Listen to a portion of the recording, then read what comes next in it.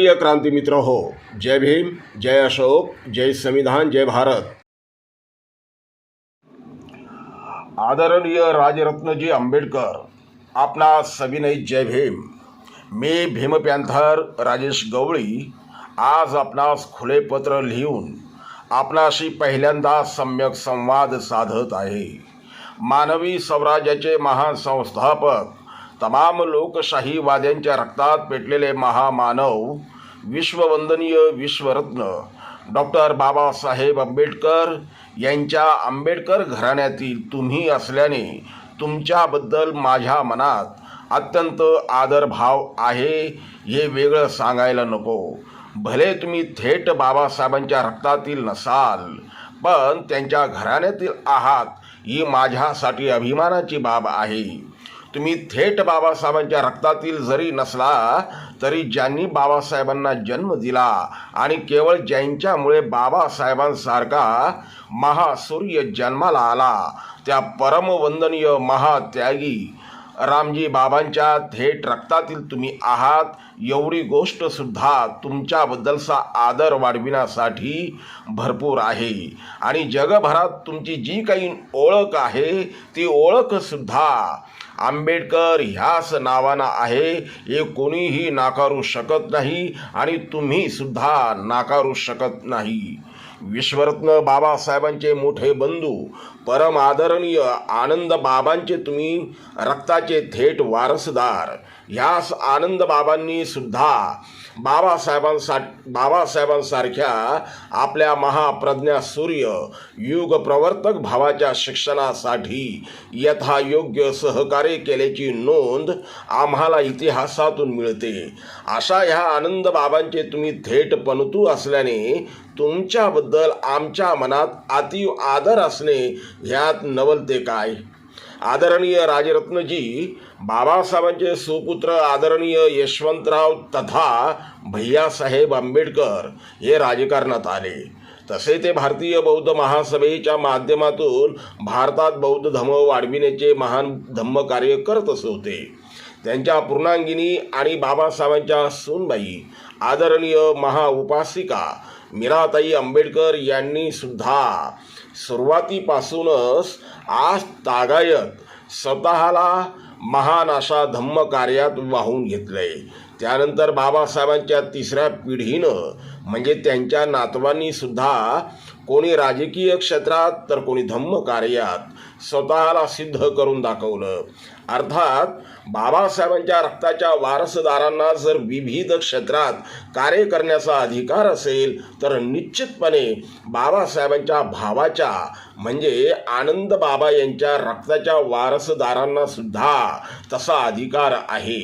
स्वतः आनंद बाबा हे नोकरीशिवाय आणि बाबासाहेबांना पाठबळ देण्याशिवाय इतर दुसऱ्या क्षेत्रात नव्हते किंवा त्यांचे सुपुत्र आणि बाबासाहेबांचे पुतणे मुकुंदराव आंबेडकर यांच्याविषयी इतिहासामध्ये त्रोटक माहिती मिळते। मुकुंदराव आंबेडकर यांचे सुपुत्र अर्थात तुमचे वडील काल कथित अशोकराव आंबेडकर हे मात्र रिपब्लिकन पक्षाच्या एका गटात काही काळ सक्रिय होते, म्हणजे काही काळ ते राजकारणात होते। बाबासाहेबांनी स्थापन केलेली भारतीय बौद्ध महासभा या धम्म संस्थेच्या विश्वस्त पदावरून गेली अनेक वर्ष अशोकराव आंबेडकर आणि बाबासाहेबांचे सख्खे नातू ॲडव्होकेट प्रकाशजी तथा बाळासाहेब आंबेडकर यांच्यात वाद होते। न्यायालयात आपल्या बाजूने निकाल लागला असून बौद्ध महासभेचे आपणच अध्यक्ष आहोत असा अशोकराव आंबेडकर यांचा दावा होता। असो, आता अशोकराव आंबेडकरांच्या निर्वाणानंतर तुम्ही सार्वजनिक जीवनात आला आहात याचे माझ्यासारख्यांनी भरभरून स्वागत केलं आहे। तुमच्यासारख्या आंबेडकर घराण्यातील उच्च विद्याविभूषित तरुणानं सार्वजनिक जीवनात येणं हे समाजाच्या, राज्याच्या आणि राष्ट्राच्या हिताचे आहे, हे माझे प्रामाणिक मत आहे। तुम्ही आंबेडकरी समाजाचा पैसा एका ठिकाणी आणण्यासाठी डॉक्टर B.R. आंबेडकर बँकेची संकल्पना मांडली व राबवली। त्यानंतर भारतीय बौद्ध महासभेच्या माध्यमातून तुम्ही धम्म कार्याला गती दिली. देश विदेशात तुम्ही बौद्ध धम्माचे प्रतिनिधित्व केले. 4 मे 1955 मध्ये विश्वरत्न डॉक्टर बाबासाहेब आंबेडकरांनी स्थापन केलेल्या दी बुद्धिस्ट सोसायटी ऑफ इंडियाचे तुम्ही वर्तमान राष्ट्रीय अध्यक्ष आहात असा तुमचा दावा आहे. ही संघटना जागतिक स्तरावर धम्म प्रचाराचे काम करीत आहे. आदरणीय राजरत्नजी, मला आठवतंय की 23 सप्टेंबर 2015 रोजी नागपूर येथील इंदोरा बुद्ध विहारात भदंत आर्य नागार्जुन सुरई ससाई यांच्या महामंगल हस्ते श्रामणेर दीक्षा ग्रहण करून धम्म कार्याला तुम्ही मंगल आरंभ केला होता. संपूर्ण भारताला बौद्धमय करण्याचा भीमसंकल्प ज्या दिवशी गुजरातच्या संकल्पभूमीत बाबासाहेबांनी केला ती 23 सप्टेंबर ही तारीख निवडून तुम्ही धम्म कार्याला महामंगल आरंभ केला, हे विशेष. आदरणीय राजरत्नजी, तुम्ही उच्च विद्याविभूषित आहात. 2003 मध्ये मुंबई विद्यापीठातून तुम्ही BCom केलं. 2008 मध्ये डेहराडून विद्यापीठातून तुम्ही DBM झाला. ICFAI विद्यापीठातून 2008 मध्ये ADM आणि 2010 मध्ये MBA झाला. व्यवस्थापनात ॲडव्हान्स पदविका MBA पर्यंत तुम्ही शिकलेले आहात. तुम्ही कंपनी सेक्रेटरी म्हणून एका कंपनीत उच्च पदावर काम केलेलं आहे. युग प्रवर्तक आंबेडकरी घराण्यातील तुम्ही असल्याने तुमची नोकरीत मन रमणे शक्य नव्हतं. त्यामुळे तुम्ही थेट उच्च पदस्थ नोकरीला लात मारून धम्माला शरण आला. इथपर्यंत सगळं काही सुरळीत सुरू असताना अचानक तुमच्या डोक्यात राजकारणात येण्याचे खूळ कुठून आलं? बाबासाहेबांचे सख्खे नातू आणि तुमच्या आदरणीय काका ॲडव्होकेट प्रकाशजी आंबेडकर हे सक्रिय राजकारणात असताना तुमचे राजकारणात येण्याचे प्रयोजन काय, कारण काय? अर्थात तुम्ही राजकारणात येऊ नये असं मी कदापि म्हणणार नाही आणि तो मला अधिकारसुद्धा नाही. तुम्ही तुमचे निर्णय घ्यायला स्वतंत्र आहात आणि समर्थसुद्धा आहात. परंतु तुमची अलीकडची राजकीय भाषा पाहिली, राजकीय दिशा पाहिली, राजकीय वाटचाल पाहिली की काहीतरी वेगळंच असल्याचे वाटू लागलं आहे. मी इथं फार पूर्वीचे उदाहरणं देणार नाही, अलीकडचेच उदाहरणं देईल जिथं तुम्ही तुमच्या काकांच्या विरोधात म्हणजे प्रकाशजी आंबेडकरांच्या विरोधात भूमिका घेता की काय अशी शंका येऊ लागली आहे. पहिलं म्हणजे तुमच्या आजी म्हणजे प्रकाशजी आंबेडकरांच्या जन्मदात्या असणाऱ्या आणि साक्षात बाबासाहेबांच्या सुनबाई असणाऱ्या आदरणीय महाउपासिका मीराताई आंबेडकर यांच्याबद्दल अत्यंत घाणेरडे अर्वाच्य शब्दोच्चार करणाऱ्या रायगड जिल्ह्यातील एका व्यक्तीच्या घरी जाऊन तुम्ही त्याची सदिच्छा भेट घेणं हे आंबेडकरी समाजाला बिलकुल खपलेलं नाही, आवडलेलं नाही. अर्थात तुम्ही त्या व्यक्तीची तशी भेट घेणं यातून आम्ही काय अर्थ घ्यावा? दुसरी गोष्ट म्हणजे एकीकडं तुमचे काका प्रकाशजी आंबेडकर आरक्षण बचाव यात्रा काढून OBC समाजाच्या ताटातून इतर कुणाला काही देऊ नये असे स्पष्ट शब्दात आपली भूमिका मांडत मनोज जरांगे पाटलांच्या सगळे सोयरे या शब्दाला आक्षेप नोंदवत विरोध दर्शवित असताना नेमकं तुम्ही त्याच वेळी मनोज जरांगे पाटलांच्या आंदोलनाला पाठिंबा देण्यासाठी मनोज जरांगेंना जाऊन भेटताय. यातून आम्ही काय अर्थ काढावा? यातून विरोधाभास दिसून येत नाही का? जे तुमचे काका प्रकाशजी आंबेडकर करतात नेमकं त्याच्या उलट तुमची कृती असते, भूमिका असते. यातून आम्ही काय बोध घ्यावा? तुमच्या विरोधाभासाचे मुद्दे अनेक आहेत, पण तुमचा म्हणजे आंबेडकर आडनावाचा संपूर्णपणे सन्मान राखत मी ते मुद्दे इथं मांडणे उचित मानत नाही.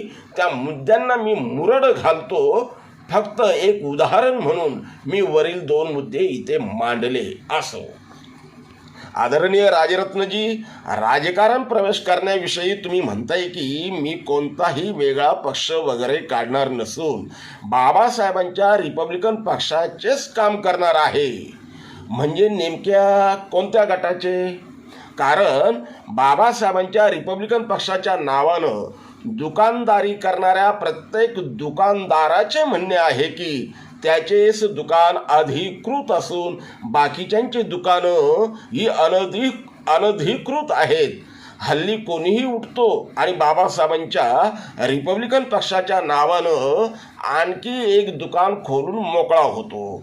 काल कथित नेते रासू गवई यांच्या म्हणण्यानुसार बाबासाहेबांचा मूळ रिपब्लिकन पक्ष हा गवई यांच्याकडे असून ते स्वतः त्या पक्षाचे प्रमुख आहेत. गवई साहेबांच्या निर्वाणानंतर त्यांचे सुपुत्र डॉक्टर राजेंद्र गवई म्हणतात की बाबासाहेबांचा मूळ रिपब्लिकन पक्ष त्यांच्या ताब्यात आहे. जर डॉक्टर राजेंद्र गवई यांचे खरे मानायचे झाले तर राजरत्नजी, तुम्ही गवई साहेबांच्या ताब्यातील रिपब्लिकन पक्षाचे काम करणार आहात काय? तसाही तुम्हाला राजकारण हा प्रांत काही नवा राहिलेला नाही आणि तो प्रांत तुमच्यासाठी नवीन सुद्धा नाही. ह्याआधी तुम्ही बामसेपचे वामनराव मेश्राम यांच्या बहुजन मुक्ती पक्षात होता. इतकेच नव्हे तर तुम्ही त्या पक्षातर्फे 2014च्या लोकसभा निवडणुकीमध्ये निवडणूक सुद्धा लढवली होती. त्यावेळी तुम्हाला 28,447 मतं म्हणजे एकूण मतांच्या 2.8% इतकं मतदान झालं होतं. त्यात तुमची अनामत रक्कम म्हणजे डिपॉझिट सुद्धा जप्त झालं होतं. अर्थात निवडणुकीच्या राजकारणात हार जीत होत असते. पण आज जे तुम्ही म्हणताय की मी वेगळा कोणताही पक्ष स्थापन करणार नाही किंवा बाबासाहेबांचा रिपब्लिकन पक्ष सोडून इतर दुसऱ्या कोणत्याही पक्षात जाणार नाही, तेव्हा प्रश्न असा निर्माण होतो की 2014मध्ये तुम्हाला बाबासाहेबांचा रिपब्लिकन पक्ष आठवला नव्हता का? बाबासाहेबांच्या रिपब्लिकन पक्षाची तुम्हाला आजच का आठवण व्हावी? पूर्णपणे स्वतःला बौद्ध धम्म कार्यासाठी वाहून घेतल्याचे तुम्ही सांगून बौद्ध धम्म अनुयायांची वाहवा मिळवली होती. मोठ्या प्रमाणावर सहानुभूती मिळवली होती. बाबासाहेबांच्या आंबेडकर खानदानातील असल्याने तुमच्याबद्दल तुम्ही आदरभाव अगोदरच मिळवला होता. मग ते धम्म कार्य पूर्णत्वाला गेलं काय? भारत बौद्धमय झाला काय? जर याचे उत्तर नाही असे असेल तर मग तुम्ही थेट राजकारणात येण्याची भाषा आत्ताच का करत आहात? तुमच्या राजकीय प्रवेशाच्या मागचा बोलविता धनी दुसराच कोणीतरी नाही ना? अशा अनेकविध शंका मनात येतात. अर्थात आंबेडकर घराण्यातील कोणत्याही सन्माननीय सदस्याबद्दल अशी शंका उपस्थित करणं मला योग्य वाटत नाही. पण राजरत्नजी, तुमच्या कृतीतूनच जर अशी शंका निर्माण होत असेल तर मग त्याला जबाबदार तुम्हीच आहात. त्यामुळे या साऱ्या शंकांचे निरसन तुम्हीच करून समाजाला शंकामुक्त करावे अशी मी ह्या पत्राद्वारे आपणास जाहीर विनंती करीत आहे. राहिला एक कळीचा प्रश्न. आमच्या बापाच्या बापाने निर्माण केलेल्या रिपब्लिकन पक्षाचे तुकडे तुकडे करून झाले. आता थेट आंबेडकर घराण्यातच कोणी फुटतर पाडत नाही ना? कोण आहे हा कळीचा नारद?